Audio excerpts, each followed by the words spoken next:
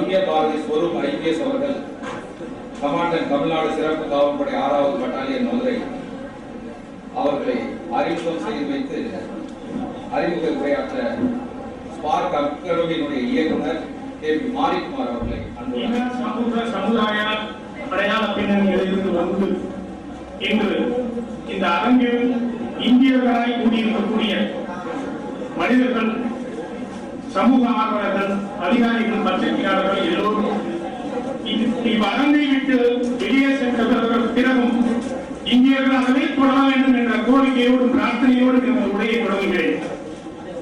20 ஆண்டு காலமாக தொடர்ந்து இந்த இரத்த தான முகாம் நடந்து கொண்டிருக்கிறது. 2013 2011 ஆண்டு இதே அரங்கிலே இந்த இரத்த தான முகாமிற்கு நாம் மறுபெயர் சூட்டலாம் என்ற யோசனையை நண்பர் சுவாமிநாதன் அவர்களிடம் கூறினோம். அம்மாவின் தாய்ப்பால் என்பது குழந்தைக்கு கொடுக்கக்கூடிய தாய்ப்பால் என்பது அம்மாவின் ரத்தம் என்கிற அடிப்படையிலே இங்கு ரத்த தானம் செய்கிறவர்கள் எல்லோருமே தாய்ப்பால் தானம் செய்கிறார்கள். ஆகவே ரத்த தான முகாம் என்பதை விட தாய்ப்பால் தான முகாம் என்கிற அடிப்படையிலே பேரை மாற்ற வேண்டும் என்ற ஒரு கோரிக்கையை நாங்கள் ஏற்கனவே வைத்தோம்.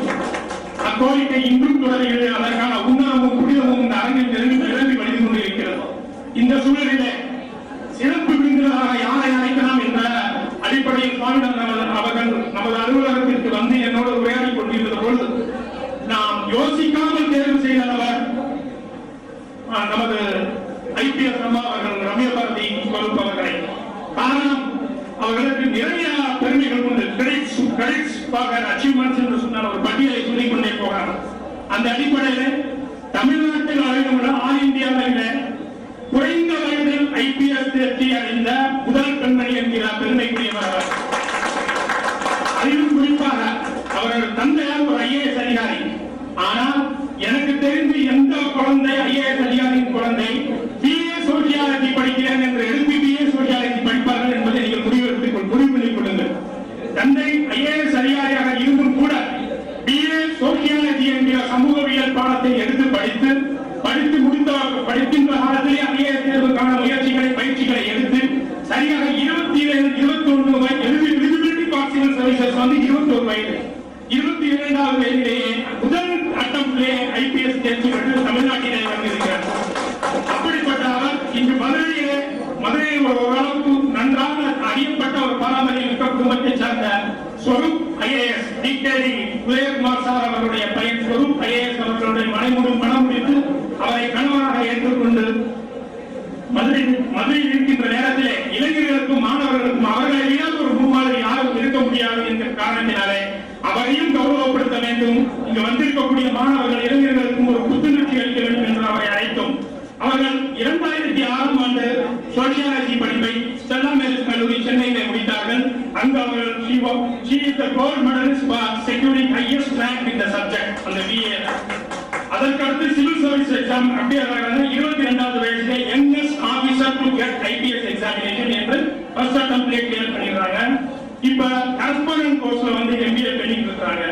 எல்லாத்துக்கும் மேல additional superintendent of college, assistant superintendent of college Hosur Krishnagiri மாவட்டத்தில் போஸ்டிங் வாங்கி திருவண்ணாமலையில் வந்து எஸ்பியா பணியாற்றினார்கள். திருமணத்திற்கு பிறகு பல்வேறு காரணங்களுக்காக மதுரை வந்து நம்முடைய இந்த பணியை செய்து கொண்டிருக்கிறார்கள்.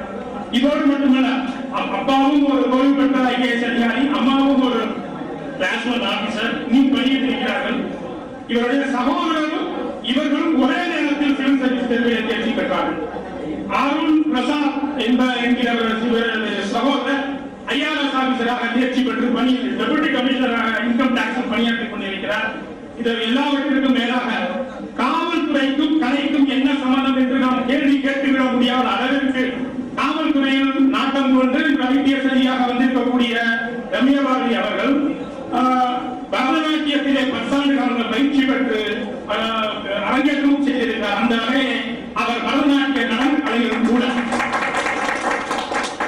ஆக இங்க இருக்கக்கூடிய நிறைய மாணவர்கள் போட்டி தேர்வுகள் எழுதி கொண்டிருக்கக்கூடிய பல மாணவர்களுக்கு இன்று என்ன வயதோ அந்த வயதிலே அவர்கள் 6 ஆண்டுகள் கிட்டத்தட்ட 6 ஆண்டுகளாக ஐபிஎஸ் அதிகாரியாக பணியாற்றக்கூடிய பெருமையோடு பல பல்வேறு நெருக்கடிகளுக்கு இடையே வேலைப்படும் உடல் வாழைகள் போக நிறைய விஷயங்கள் நெருக்கடிகளோடு இடையே கூட நம்மை அழைத்தவுடன் பல்வேறு நெருக்கடிகளுடைய வந்திருக்கிறார்.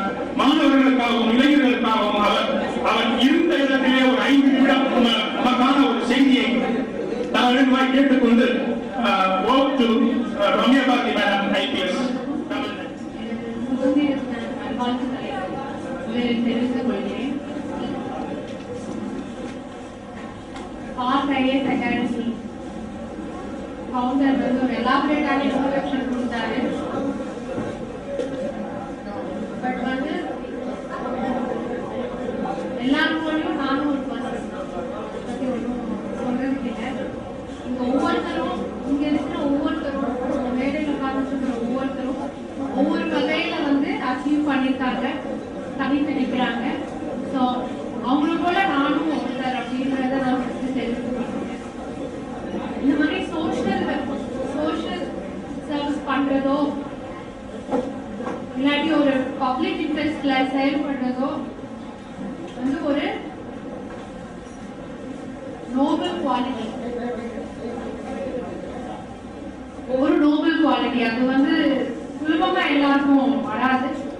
அப்படி காசு பணம் இருக்கிற இடத்துல மனசு இருக்காது, மனசு இருக்கிற இடத்துல காசு பணம் இருக்காது.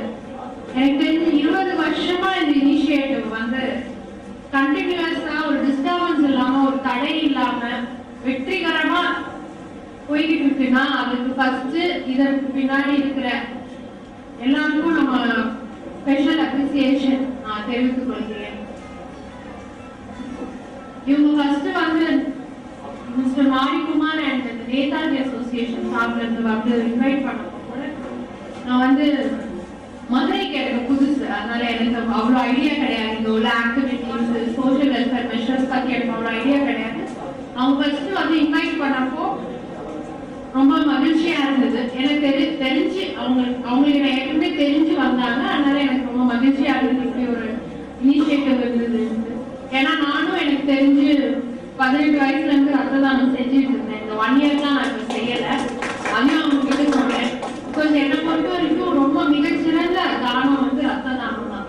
ஏன்னா அது உயிர் உள்ள சாதாரணமா எல்லாரும் செய்ய முடியறது வந்து ரத்த தானம் தான். அதனால நம்ம நிறைய லைஃப் காப்பாற்றலாம். நான் என்னோட ஜாப்ல இருந்துட்டு எத்தனையோ லைஃப் அண்ட் டெத் சிச்சுவேஷன்ஸை நாங்க பார்த்துருக்கோம். சமீப காலமா இருக்கிற போஸ்டிங்லயும் சரி, இதுக்கு முன்னாடி இருக்கிற போஸ்டிங்லயும் சரி, லைஃப் அண்ட் டெத் சிச்சுவேஷன்ஸ் நிறைய பார்த்துருக்கோம். அப்போ வந்து எந்த ஒரு ஆக்சிடென்ட்லயோ இல்ல எந்த ஒரு கெட்ட ஒரு நிகழ்ச்சியிலையோ முதல்ல தேவைப்படுறது ரத்தம் தான். இங்க வந்து கொடுக்குறவங்க நிறைய பேருக்கு ஒருவேளை அதோட மகிமை கூட தெரியாம இருக்கலாம். நாங்க நிறைய எமர்ஜென்சி சிச்சுவேஷன்ஸ்ல அங்க போய் விக்டமை காப்பாற்றி ஹாஸ்பிட்டல் கொண்டு போகப்போ ஃபர்ஸ்ட் வந்து பிளட் தான் தேவைப்படும். அது வந்து கிடைக்கிறது ரொம்ப கஷ்டம். ஏன்னா இந்தியா மாதிரி ரொம்ப பாப்புலேஷன் உள்ள இடத்துல சாட்லி வந்து அவ்வளோ நடக்குது. பிளட் டொனேஷன் வந்து நம்மளுக்கு ரொம்ப இன்னாடிக்டாவே இருக்கு. அப்படின்றப்போ 20 இயர்ஸ் தான் இவங்க வந்து இதை கண்டினியூஸா பண்ணிட்டு இருக்காங்க. இப்ப கூட ரொம்ப கூட்டம், இத்தனைக்கும் இந்த இடம் உள்ள இன்டீரியரா லொகேட் ஆயிருக்கு. பட் இருந்தாலும் நிறைய பேர் வந்து செய்யறாங்கன்னா இது அது இந்த மாதிரி ஒரு தேசப்பற்று மிக்க ஒரு நாள் அன்னைக்கு நம்ம இப்படி ஒரு முத்திரையை நீங்க எல்லாம் பதிக்கிறீங்கன்னா உங்க எல்லாருக்குமே ஹேண்ட்ஸ் ஆஃப். இங்க வந்து செய்யற ஒவ்வொரு டொனேஷன் செய்யறவங்களும் இனிஷியேட்டிவ் எடுக்கிறவங்க எல்லாருக்குமே என்னோட ஸ்பெஷல் அப்ரிசியேஷன். மேலும் ஒவ்வொருத்தரும் இதை கண்டினியூஸா பண்ணுங்க. இதனால நம்மளுக்கு எந்த ஒரு ஹார்மும் வரதில்லை. பட் இதனால எக்கச்சக்க பெனிஃபிட் எமர்ஜென்சி ஜாப்ல இருக்கிற என்ன மாதிரி பர்சனுக்கு தெரியும் உங்களால எங்களுக்கு எவ்வளவு பெனிஃபிட் அப்படின்ட்டு. எங்க பெட்டாலியன்லயே அவசரத்துக்கு நிறைய பேர் வந்து பி பாசிட்டிவ் பிளட் இருக்கா, ஏபி நெகட்டிவ் இருக்கிறது, ரேரஸ்ட் ஏபி நெகட்டிவ் அதுதான் அதெல்லாம் இருக்கான்னு கேட்பாங்க ஹாஸ்பிட்டல்ஸ்ல இருந்து. நாங்க உடனே ஆர்கனைஸ் பண்ணி கொடுப்போம். அந்த அளவுக்கு வந்து ரொம்ப முக்கியமான ஒரு தொண்டுன்னு சொல்லலாம். இது வந்து மென்மேலும் தொடங்கணும். இந்த இனிஷியேட்டிவ் இன்னும் பெரிய லெவல்ல நல்ல கவரேஜோட நல்ல ரெகக்னிஷனோட இந்த ஆர்கனைசேஷனும் இதை சார்ந்தவங்களும் வந்து இந்த இனிஷியேட்டிவை கண்டினியூ பண்ணணும் அப்படின்றத சொல்லி நான் என்னோட வாய்ப்பு